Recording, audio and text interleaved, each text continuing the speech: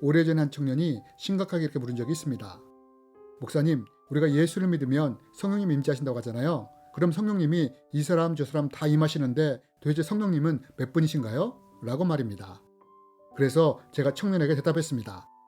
성령님은 한 분이시라고요. 그랬더니 청년이 다시 이렇게 질문하는 것이었습니다. 그럼 목사님, 성령님이 한 분이시라고 말씀하셨는데 그럼 한 분이신 성령님이 어떻게 이 사람 저 사람 다 들어갈 수 있나요? 라고 말입니다. 여러분이 만약 이런 질문을 받는다면 뭐라고 대답하시겠습니까? 여러분, 이번 시간에는 이에 대한 답으로 성령님이 어떻게 우리 안에 임재하시는가에 대해 함께 나누기 원합니다. 저도 고등학교 시절 때 앞에 청년과 같은 똑같은 궁금증을 가졌습니다. 그러면서 저는 그 당시 성령님이 여러분이 계신다고 생각을 했습니다. 왜냐하면 그 당시에는 한 분이신 성령님이 쪼개어지지 않는 이상 여러 사람에게 들어간다는 것을 이해할 수 없었기 때문입니다. 당시 이것이 성령님에 대한 저의 생각이었습니다. 그런데 여러분, 성경은 이에 대해서 어떻게 말합니까? 분명하고 명확하게 이렇게 말합니다. 몸이 하나요 성령도 한 분이시니. 여러분, 성경이 뭐라고 말합니까? 성령님은 한 분이시라고 말합니다. 그렇다면 여러분, 분명 성경은 성령님이 한 분이라고 말하는데 어떻게 한 분이신 성령님이 이렇게 많은 믿는 자들에게 임하실 수 있을까요? 여러분, 우리가 이것을 알려면 먼저 성령님에 대한 중요한 속성 하나를 알아야 합니다. 그것이 무엇이냐? 우리는 이것을 시편 139편을 통해서 찾아볼 수 있습니다. 여러분, 다윗이 이 시편을 통해 주의 영이신 성령님에 대해 어떤 속성이 있다고 말합니까? 다윗은 말합니다. 내가 주의 영을 피하여 어디로 갈 수 있겠으며 주의 낯을 피하여 어디로 도망갈 수 있겠습니까? 설령 내가 저 높은 하늘로 올라간다 해도 주께서는 거기에 벌써 계시고 내가 저 깊은 수월로 내려가서 자리를 펴더라도 주께서는 거기에도 이미 계십니다.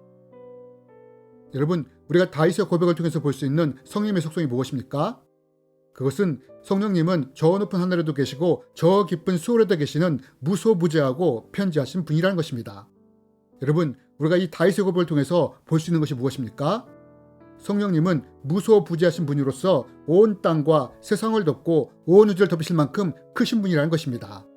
지금 내 눈에 보이지 않을지라도 이 성령님이 저 높은 하늘과 이 땅과 온 세상에 임재하고 계시다는 것입니다. 이것이 다윗이 말하는 성령님의 속성인 것입니다. 그런데 이런 성령님이 우리 안에 들어오신다는 것입니다.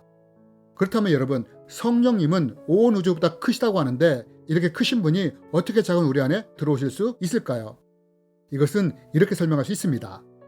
많은 사람들이 성령님의 임재를 설명할 때는 보통 성령님이 우리 안에 들어오신다라고 말합니다. 그런데 여러분, 이런 표현은 엄밀하게 말하면 적절한 표현이 아닙니다. 이런 표현 때문에 제가 성령님에 대해 오해를 한 것입니다. 성령님이 우리 안에 들어오신다 하니 한 분이신 성령님이 쪼개지지 않는 이상 우리 안에 들어올 수 없다고 생각했고 이로 인해 성령님이 여러 분이라고 생각하게 된 것입니다. 성령님에 대해 오해를 하게 된 것입니다. 그럼 여러분, 성령 임재에 대한 더 정확한 표현은 무엇일까요? 쉽게 이해를 돕기 위해 바다를 통해서 설명해 드리기 원합니다.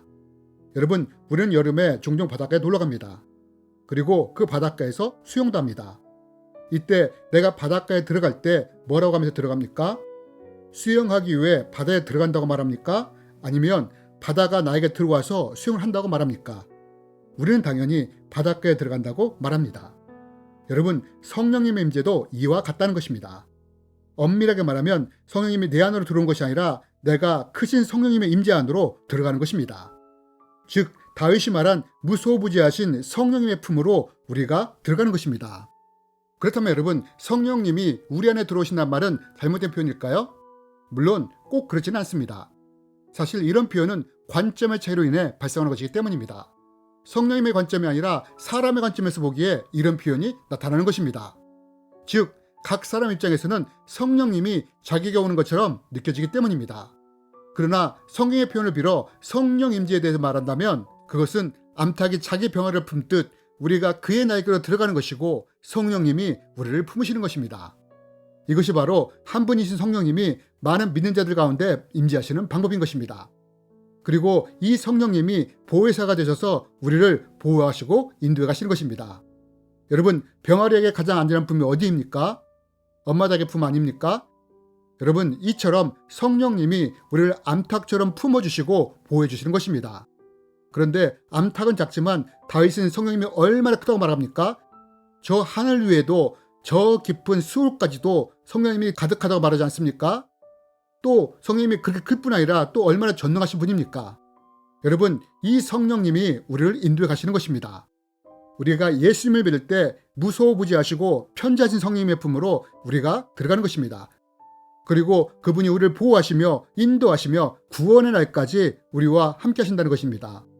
여러분, 이것이 성경이 말하는 성령님의 임재하심입니다. 내가 예수님을 믿습니까? 그렇다면 내가 성령님의 품 안에 있다는 것을 기억했으면 좋겠습니다. 그리고 그 크신 성령님이 나의 보호자 되시며 인도자 되시며 구원의 날까지 나와 함께 하신다는 것을 꼭 기억했으면 좋겠습니다. 주님의 이름으로 여러분을 축복합니다.